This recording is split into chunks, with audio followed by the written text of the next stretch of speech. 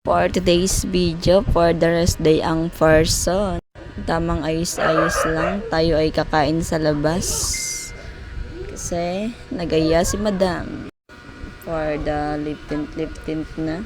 So ayan, naglalakad na kami papunta sa sakayan. Papunta sa McDo. Kasi doon kami kakain sa may McDo para diretso sa sakayan niya. So tamang lakad-lakad lang kami. So, ayan na, nakababa na kami, papunta nga sa McDo. Tigbilisan ko na lang para di na masyadong mahaba ang ating video. And for the lakad na, then, for the waiting, para sa pag-order. Ang tagal nila. So, ayan, for the order ng person. So, mamili na kayo guys, kung anong gusto nyo. Sa akin, chicken, walang kasawaan sa Chicken Joy.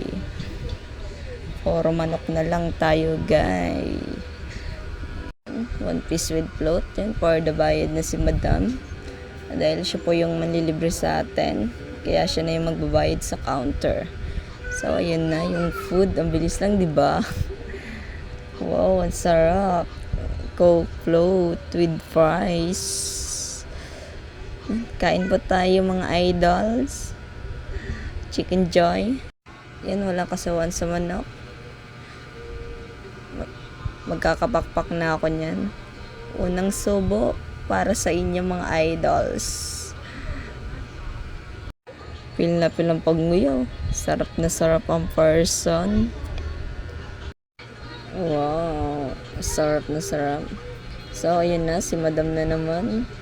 Sinabaw na yung gravy sa kanyang kanin. Thank you for watching. Bye bye.